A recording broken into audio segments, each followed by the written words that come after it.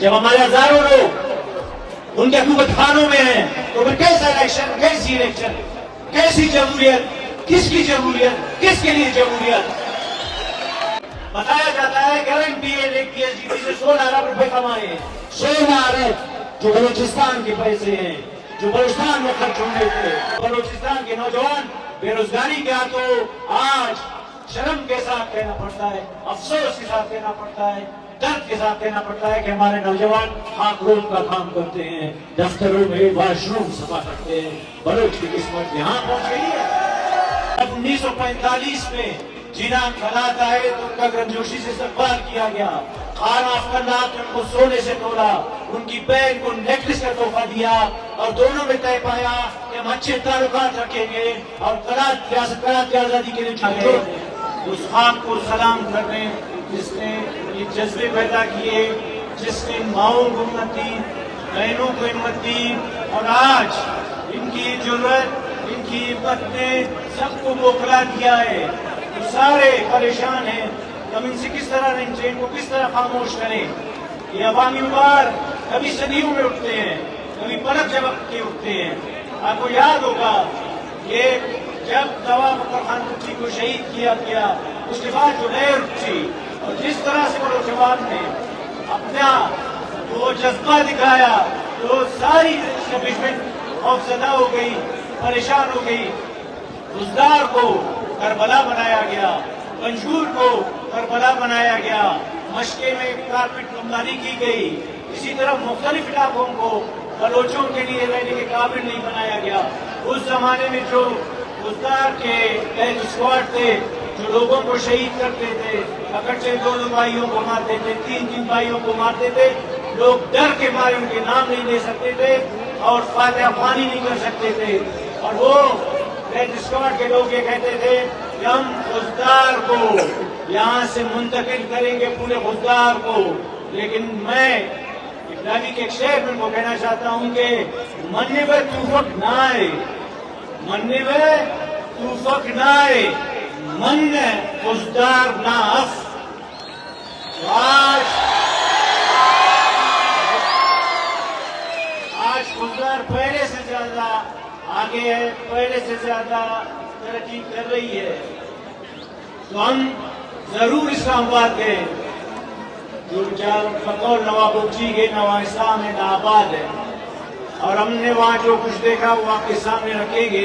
اس سے قبل جب ذوالفقار علی بھٹو کو گرفتار کیا گیا ضیاءالحق کے زمانے میں، تو نصرت بھٹو بھی اسلام آباد گئی، خالی ہاتھ آئیں، تو ان کے لیے جو امیر نے کچھ اشعار لکھے جن کو انور ساجدی نے اپنے کالم میں جگہ دی، وہی اشعار میں آج ان ماؤں بہنوں کے لیے نظر کرتا ہوں، جس کا عنوان جو امیر نے دیا تھا کوفے سے واپسی۔ میں اسلام آباد کے کوفے سے، میں اسلام آباد کے کوفے سے سندھ مدینہ آئی ہوں، میں اسلام آباد کے کوفے سے سندھ مدینہ آئی ہوں، مت پوچھ کے کیا ہو کر آئی ہوں، مت پوچھ کے کیا لے کر آئی ہوں۔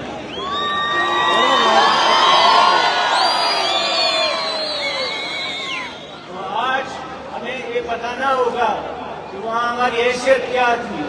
جس روز وہاں پر سیمینار کا انعقاد کیا، آپ یقین مانیے کہ وہاں پر بار تاج لگائے گئے تھے اور گاڑیوں کو اندر آنے جانے نہیں دیا جا رہا تھا تاکہ وہ سیمینار کامیاب نہیں ہو سکے۔ اور وہاں اسی دوران کچھ خواتین آئیں جو سول سوسائٹی کی تھی، ان کو بھی آنے نہیں دیا جا رہا تھا۔ پھر ان بوائز کے سامنے جو ہمارے ساتھ سلوک کیا، وہاں کے ایس ایچ او نے اس کو نے کہا کہ ہمارا تعلق، ہم ٹیچر ہیں، ہم وکیل ہیں، ہم استاد ہیں، آپ ایک ایس ایچ او ہیں جو ہمارے وسائل پر پلتے ہیں۔ اس کے آنکھوں میں جو نفرت تھی وہ واضح نظر آ رہی تھی۔ وہ پیغام تھا کہ آپ غلام ہو، اگر آپ ٹیچر ہو تو کیا ہوا، اگر آپ وکیل ہو تو کیا ہوا، اگر آپ پروفیسر ہو تو کیا ہوا، طاقت تو ہمارے ہاتھ میں ہے، بندوق تو ہمارے ہاتھ میں ہے۔ اس کی شعلہ بار آنکھیں کہہ رہی تھی کہ بلوچ صرف دھرتی کے کیڑے ہیں، بلوچ غلام ہیں، اور مجھے افسوس ہوتا ہے کہ جو اصل پاکستان ہے جہاں پر کوئی جھنڈے ہمیں نہیں دیں گے اور جہاں میں کوئی اس طرح کے پوسٹر نہیں دیں گے، لیکن جب ہم غلام سرزمین پر آئے تو جھنڈیاں تھے، پوسٹر تھے، الیکشن تھے. مجھے نہیں سمجھ آتی ہے کہ جب ہزاروں خاندان اس اجتماعی سزا سے گزر رہے ہیں، جب ہمارے ہزاروں لوگ ان کے حکومت خانوں میں ہیں، تو پھر کیسا الیکشن، کیسی الیکشن، کیسی جمہوریت، کس کی جمہوریت، کس کے لیے جمہوریت؟ کیا اس لیے کہ وہ جو لوگ جن کے پاس کل چپل تک نہیں تھا آج وہ اربوں-پتی بن چکے ہیں، آج آپ ان کو کروڑپتی بنانا چاہتے ہیں صرف بلوچ کے نام پر؟ آپ مجھے بتائیں گزشتہ 5 سالوں میں بڑے مسئلوں کو چھوڑیں، آپ کے لیے کوئی پانی کا مسئلہ ہوا ہوا، آپ کے اسکول کا مسئلہ ہوا، آپ کے بجلی کا مسئلہ ہوا، آپ کے روزگار کا مسئلہ، کیا اس کا مسئلہ ہوا؟ وہ اربوں روپے کہاں گئے؟ بتایا جاتا ہے کہ ہر ایم پی اے نے پی ایس ڈی پی سے 16 ارب روپے کمائے ہیں، 16 ارب جو بلوچستان کے پیسے ہیں، جو بلوچستان میں خرچ ہونے تھے. اور بلوچستان کی حالت ہے کہ آج بلوچستان پورے پاکستان کو پال رہا ہے، لیکن بلوچستان کے نوجوان بے روزگار ہیں، اور بلوچستان کے نوجوان بے روزگاری کے ہاتھوں آج شرم کے ساتھ کہنا پڑتا ہے، افسوس کے ساتھ کہنا پڑتا ہے، درد کے ساتھ کہنا پڑتا ہے کہ ہمارے نوجوان خاک روب کا کام کرتے ہیں، دفتروں میں واش روم صفا کرتے ہیں. بلوچ کی قسمت یہاں پہنچ گئی ہے. یہ صرف ان لوگوں کی جنگ نہیں ہے جو مسنگ ہوئے ہیں، ان حقوق کی بھی جنگ ہے جو مسنگ کیے گئے ہیں. آج یہ جو ٹاٹے مارتا سمندر ہے اور جو اس طرح یہ اسٹیڈیم مکمل طور پر ہے، یہ ایک ریفرینڈم ہے بلوچوں کا.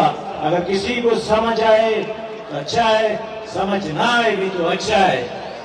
آج تک شاید اس اسٹیڈیم کو اس طرح کسی نے بھرا نہیں تھا، لیکن وہ درد وہ سب بلوچوں کے دل میں سلگ رہا ہے. وہ جو ماؤں کے دلوں میں درد ہے وہ ایک بلوچ کے دل میں درد ہے. اور یہ کوئی نہیں بھولے کہ ہم حساب کتاب کریں گے. ہم ایک دن ایک لمحے کا، ایک دن کا، ایک درد کا، ایک ٹکے کا، ایک پائی کا حساب کریں گے. اور وہ روز قریب ہے، وہ روز دور نہیں ہے. اور بلوچ صرف 2 چیزیں بلوچ نے کر دی. ایک یونٹی، اگر آپ اتحاد نہیں کریں گے تو آپ کو کیڑوں کی طرح مزلتے رہیں گے. اور دوسری بات یہ ہے کہ اب ہمیں لٹریچر کی طرف آنا ہوگا، اپنے درد کو لکھنا ہوگا، اپنے ماؤں کی کہانیوں کو لکھنا ہوگا. اپنے جتنے لوگ جو حکومت خانوں میں 14 سال سے پڑے ہیں ان کی تمام تفصیلات کو لکھنا پڑے گا. ہمیں ریسرچ کرنا ہوگا، ہمیں کتابیں اٹھانی ہوگی، اپنے شہیدوں کے ایک ایک لمحے کو لکھنا ہوگا، ریسرچ کو لکھنا ہوگا. آج جو یہ کاروان ہے جو ڈیرہ سے لے کر توزہ شریف سے لے کر لیاری تک جو عوام اٹھ کھڑے ہوئے ہیں، اس لیے اٹھ نہیں کھڑے ہوئے کہ انہیں کوئی مراحت چاہیے، انہیں بلوچ کا تشخص چاہیے، انہیں بلوچ کی ان پیاروں کی بازیابی چاہیے. صرف یہ 2 ڈیمانڈ ہے. اور بلوچ تیسرا ڈیمانڈ نہیں کر رہا. ہمیں پیسے نہیں چاہیے، ہمیں مراحت نہیں چاہیے. ہم خوش روٹی کے ساتھ زندہ رہنے والے لوگ ہیں، رہیں گے، لیکن اپنے پیاروں کے بغیر نہیں رہ سکتے ہیں. ہم اپنی ماؤں کو بچتا ہوا نہیں دے سکتے ہیں. ہم ان کے آنسو خوش کرنا چاہتے ہیں، ہم ان کے آنکھوں میں خوشی کے آنسو دیکھنا چاہتے ہیں. تو اس جو تحریک کامیاب ہوئی ہے تو اس میں لاکھوں بلوچوں اور ان تمام عوام جو بلوچ کے علاوہ پشتون، کشمیری، گلگتی، سندھی وہ سب ہمارے ساتھ رہے. ان لاکھوں عوام نے ہمارا ساتھ دیا. اور اس کے ساتھ ساتھ جو 75 سال سے ہمارے ساتھ جو لڑائی لڑی جا رہی ہے، جس کا دوسرا فیز 2000 سے شروع ہوا، جو آج 24واں سال ہے، جاری ہے. یہ 5واں فیز ہے. اس سے پہلے 4 فیز گزرے. لیکن ان کی جو اوقات تھی یا ان کا جو دورانیہ تھا، یہ جو 5واں فیز ہے وہ دورانیہ میں بھی لمبا ہے، قربانیوں میں بھی سب سے بڑھ کر ہے، کہ جہاں ہمارے لوگوں کو عقوبت خانوں میں زندہ زندہ ڈرل کیا گیا، ہمارے عقوبت خانوں میں ہمارے لوگوں کی آنکھیں نکالی گئیں، ہمارے نوجوانوں کو الیکٹرک وائر پر شاکس دیے گئے، ہمارے نوجوانوں کو زندہ جلایا گیا، ان کی کان کھینچی گئی۔ اتنی قربانی شاید بلوچ کبھی کسی تاریخ کے لیے، لیکن وہ بھی حیران ہے کہ بلوچ کس مٹی سے بنا ہے، بلوچ ٹوٹتا کیوں نہیں ہے؟ اس لیے نہیں ٹوٹتا کہ بلوچ نورا مینگر کی سرزمین ہے، بلوچ میرا خان کی سرزمین پر آباد ہے، نوری نصیر خان کی سرزمین پر آباد ہے، شہید نواب اکبر خان بگٹی کی سرزمین پر آباد ہے، بابا خیر بخش مری کے دھرتی پر آباد ہے، وہ بابا خیر بخش مری ہم سے قریب ہے۔ آج وہ اپنے آخری آرام گاہ میں اپنی دیدی مسکراہٹ کے ساتھ اپنے بچوں کو دیکھ رہا ہوگا اور خوش ہو رہا ہوگا کہ میں نے بلوچوں کو جو پیغام دیا وہ پیغام بلوچ سمجھ گئے۔ اس تحریک کا اگر کوئی آرکیٹیکچر ہے، آرکیٹیکٹ ہے، وہ بابا خیر بخش مری ہے، واحد اقوالی پر بلوچوں کا واحد اور غیر متنازع لیڈر۔ اس نے بھی جس طرح ہم نے ابھی ہماری ماؤں بہنوں نے یہ کوشش کی کہ ہم پرامن طور پر جائیں گے، ہم پرامن طور پر ہر دروازہ کھٹکھٹائیں گے، ہم عدالتوں میں جائیں گے، ہم ان کی داروں میں جائیں گے، ہم جو ان کا میڈیا ہے اس کے پاس جائیں گے، سول سوسائٹی کے پاس جائیں گے، ان کے وکلا کے پاس جائیں گے، کوئی ایسا در نہیں چھوڑیں گے یہ کل کہے کہ نہیں بلوچ صرف بندوق اٹھانا جانتا ہے، بلوچ ہم پر اعتماد نہیں کرتا، لیکن بلوچ نے ہر راستہ اپنایا، بلوچ نے جمہوری راستے اپنائے، لیکن وہاں ہمیں کچھ نہیں ملا۔ وہاں سپریم کورٹ خاموش رہی، وہاں کے وکلا خاموش رہے، وہاں کی مین اسٹریم میڈیا شرمناک حد تک خاموش رہی، لیکن ایسا بھی نہیں ہے۔ میں سلام کرتا ہوں مفتی اللہ جان کو، میں سلام کرتا ہوں اسد دور کو، میں سلام پیش کرتا ہوں اپنے استاد افضل صاحب خٹک کو، فرحت اللہ بابر کو، HRCP کے نسرین اظہر کو، اور ناصر زیدی وہ صحافی وہ پاکستان کی صحافت کے آبرو جنہوں نے ضیاء الحق کے مارشدہ میں کوڑے کھائے، وہ ہمارے ساتھ وہاں کھڑے تھے جب محرم اور شاہ جی اور تمام دوست پریس کانفرنس کر رہے تھے، وہ کھڑے تھے، وہ ہمارے پیچھے ایسے کھڑے تھے، ہمارے محافظوں کی طرح، ہمارے استادوں کی طرح کھڑے تھے، وہ ہمارے ساتھ ہماری حوصلہ افزائی کر رہے تھے، اور ہم ان چند کو ان لاکھوں پر، ان کوفہ والے لاکھوں پر زیادہ کی اہمیت دیتے ہیں، اور بتانا چاہتے ہیں کہ اس جو تحریک جو باراج کی شہادت سے اٹھی ہے یہ نئی تحریک نہیں ہے، اس تحریک کا اپنا ایک پس منظر ہے۔ جب 1945 میں جناح انقلاب آئے تو ان کا گرمجوشی سے استقبال کیا گیا، خان افضل اللہ نے ان کو سونے سے تولا، ان کی بہن کو نیکلس کا تحفہ دیا، اور دونوں میں طے پایا کہ ہم اچھے تعلقات رکھیں گے اور ریاست قرات کی آزادی کے لیے جدوجہد کی جائے گی۔ پھر اس کے بعد جب 1947 میں ہندوستان تقسیم ہوا، پاکستان آزاد ہوا، ہندوستان آزاد ہوا، تو 11 اگست 1947 کو بلوچستان بھی آزاد ہوا، جس کو دنیا کے ساتھ ساتھ پاکستان نے اپنی ٹریٹی کے ذریعے مانا اور بلوچستان کی آزادی کو قبول کیا، تسلیم کیا کہ بلوچستان ایک آزاد مملکت ہے۔ اور اس کے بعد بلوچستان میں الیکشن کرائے گئے دارالعوام دارالخواص میں، جنہوں نے علاق کے تجویز کو مسترد کر دیا۔ وہ 227 دن بلوچستان آزاد رہا، لیکن لوگ اس لیے نہیں جانتے کہ ہماری نصابوں میں جھوٹ بھرا ہوا ہے۔ پھر اس کے بعد سازشیں کی گئی، لیکن اس سے پہلے جب پاکستان کو برٹن کو پیسے دینے کی ضرورت پڑی تو جناح خود پاکستان چل کر آئے، جناح نے خان افقلات سے امداد مانگی، اور آپ کو پتا ہے کہ خان افقلات نے کتنی امداد دی؟ خان افقلات نے 1300 کلو سونا پاکستان کو امداد دیا کو اپنی معاشیات سنبھالے۔ شہید نواب بگٹی نے پاکستان کو سوئی گیس دی جس سے اس کا اقتصادی پہیہ چلا۔ پاکستان کو زرعی ملک نہیں ہے، پاکستان کی جو معیشت ہے وہ سوئی گیس بیسڈ ہے، لیکن ان لوگوں نے جو اپنے محسنوں کے ساتھ کیا وہ تاریخ درج ہے۔ خان افقلات کے ساتھ کیا ہوا، شہید نواب اکبر خان بگٹی کے ساتھ کیا نہیں ہوا، بلوچ نواب شہید اکبر خان بگٹی کے ساتھ مذاکرات کے باوجود ان پر حملے کیے گئے، ان کو جان سے مارنے کی کوشش کی، تو شہید نواب اکبر خان بگٹی نے صحافیوں سے کہا کہ میں اس پیران سالی میں اس مزاحمت کی خود کمانڈ کروں گا۔ حالانکہ دیگر لیڈروں نے سے نواب سے درخواست کی کہ آپ بیمار ہیں، آپ کا ایک پاؤں کینسر ہے، اس کو آپ چل نہیں سکتے، آپ باہر جائیں علاج کرائیں، لیکن شہید نواب اکبر خان بگٹی نے تمام عمر بلوچستان میں گزاری، قید گزاری، چلا وطن نہیں ہوئے اور پہاڑوں میں جانے کو ترجیح دی۔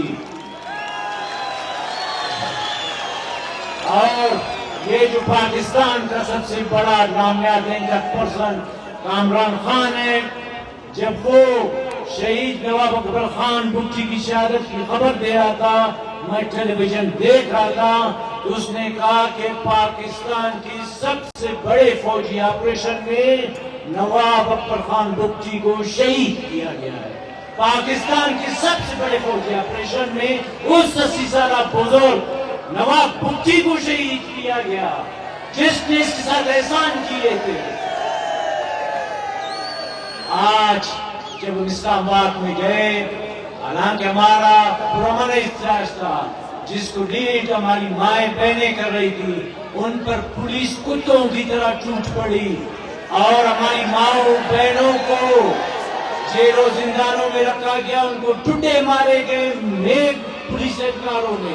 یہ بچیاں، یہ بہنیں گواہ ہیں، ان کو میل جو پولیس اہلکار تھے انہوں نے تشدد کا نشانہ بنایا، لیکن کوئی شہید نواب اکبر خان بگٹی نہیں تھا۔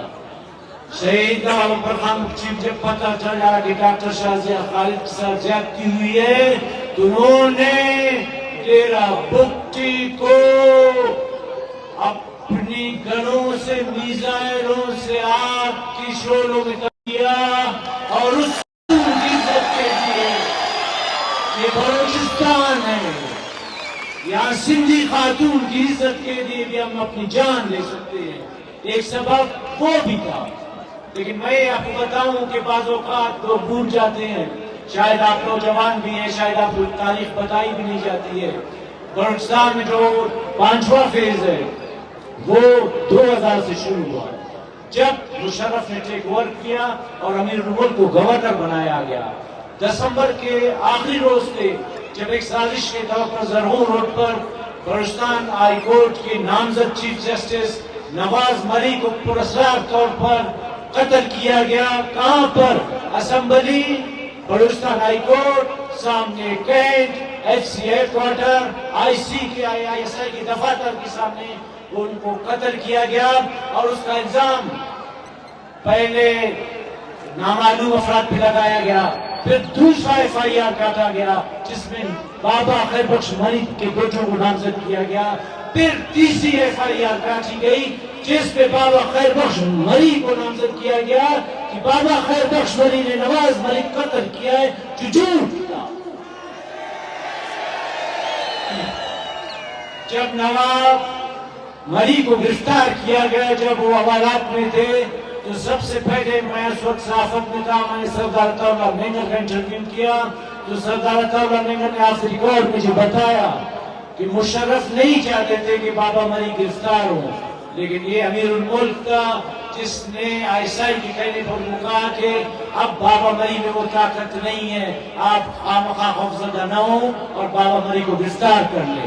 اور دوسری بات یہ تھی کہ جب پولیس بابا مری کے گھر پر، ان کے بیٹوں کے گھروں پر چھاپے مارے گی، اگر بابا مری نے مزاحمت کی تو ان کو ایلیمینیٹ کر دیا جائے، ان کو شہید کیا جائے۔ لیکن بابا مری زیرک انسان تھے، وہ بلوچیت کا پے کرتے، ان سے بڑا بہادر آدمی میں نے نہیں دیکھا، ان سے بڑا بلوچ میں نے نہیں دیکھا۔ لیکن یہی بات میں نوجوان آپ لوگ کو بتانا چاہتا ہوں کہ جذبے کے ساتھ عقل سے بھی کام لے۔ اگر اس روز بابا مری بلوچیت کے اس میں آ کر جذبے میں اگر تعاون نہیں کرتے تو شاید بابا مری کو ایلیمینیٹ کر دیا جاتا اور یہ مزاحمت آگے نہیں بڑھتی۔ انہوں نے مقصد کی خاطر، مزاحمت کی خاطر اپنی جو بلوچی معیار ہے اس کو اپنے اوپر قبول کیا، پولیس کے ساتھ تعاون کیا، اپنے گھر کو دکھایا، اپنے بیٹوں کے گھر کو دکھایا اور پرامن طور پر گرفتاری دی، کیونکہ اس مزاحمت کو کی قیادت کی ضرورت تھی۔ آج آپ لوگوں کی قافلے کی ضرورت ہے تو جذبات کے ساتھ، اپنے عقل کے ساتھ بھی کام لینا ہے، کیونکہ قوموں کو ہیومن ریسورس کی ضرورت ہوتی ہے۔ ہیومن ریسورس کے بغیر کوئی قوم آگے نہیں بڑھتا۔ آپ نے، اگر آپ واقعی نیشنلسٹ ہے، اگر آپ واقعی آپ کے دل میں درد ہے تو پھر جذبات کو قابو میں رکھے اور آپ اپنے وطن کا سوچے۔ آپ کا یہ، آپ جس زمین پر بیٹھے ہیں، افغانستان کا وار تھیٹر یہاں منتقل ہو چکا ہے، پاکستان اقتصادی طور پر لڑکھڑا رہا ہے، اس کی نظریں ریکارڈنگ پر ہیں۔ ریکارڈنگ کا جو معاہدہ کیا ہے وہ خفیہ ہے، اس کو پبلک نہیں کیا جا رہا ہے۔ ہمارا مطالبہ ہے کہ اس کو پبلک کیا جائے تاکہ بلوچ عوام کو پتہ چلے کہ وہ معاہدہ ہے کیا۔ جس طرح سی پیک کے نام پر جو معاہدہ کیا گیا اسے بھی پبلک نہیں کیا گیا، ہمارا مطالبہ ہے کہ اسے بھی پبلک کیا جائے، کیونکہ شہید ابوبکر خان بگٹی نے اپنے بگٹی ڈوزیر میں اپنی زندگی میں ان میگا پروجیکٹس کے بارے میں کہا تھا کہ میگا پروجیکٹس نہیں ہے، میگا استحصال ہے۔ اگر گوادر ڈیولپ ہوا تو بلوچ اپنی سرزمین پر اقلیت میں تبدیل ہو جائیں گے، بلوچ کا تشخص ختم ہوگا اور یہ میگا پروجیکٹس بلوچ کی خودکشی ثابت ہوں گے۔ اور پنجاب اسی طرح کر رہا ہے جس طرح ترکی نے کردوں کے مختلف علاقوں میں ڈیموں کے نام پر، ترقی کے نام پر ترکی کے لوگوں کو بسایا، ان کی آبادی کو گھٹایا، یا جس طرح اسٹالن، برزنیف، دیسر لیڈروں نے وسط ایشیا میں روسیوں کو بسایا، آج بھی ان ریاستوں پر ان کا بوجھ ہے۔ جس طرح یہودیوں نے فلسطینیوں کی زمینیں خلیجی قبضہ کیا، آج وہ اس کے مالک ہے، لیکن بلوچوں کب سمجھو گے، کب سمجھو گے؟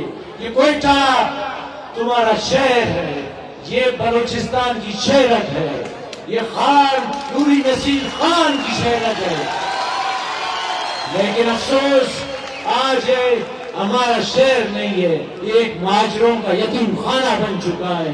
یہاں ملینز کی تعداد میں مہاجر رہتے ہیں، بلوچ اقلیت میں ہیں، اور آج وہ سارے بے شرم بلوچ جو شاید نام نہاد نیشنلسٹ پارٹیوں کے سینٹرل کمیٹیوں کے لیڈر ہیں، جو ایک ہڈی کے نام پر دشت میں زمینیں فروخت کر رہے ہیں، غیروں کو سوسائٹیاں بنا رہے ہیں، فروخت۔ اگر آپ کے دل میں درد ہے، آپ بلوچ ہے، آپ ننگ ناموس کو سمجھتے ہیں، تو آپ کو اس خاک کے ساتھ، اس خاک پہ، اس چتر کی خاک پہ جا بابا مری آسودہ خاک ہے، اس خاک کی قسم ہے آپ کو کہ آپ نے اپنے سرزمین کا، اپنی زمین کا ایک ٹکڑا بھی غیر بلوچ کو نہیں دینا ہے، نہیں دینا ہے، نہیں دینا ہے، نہیں دینا ہے، اور جو کرے گا اس کا راستہ روکنا ہے، نہیں تو پھر آپ کی حالت بھی فلسطین جیسی ہوگی۔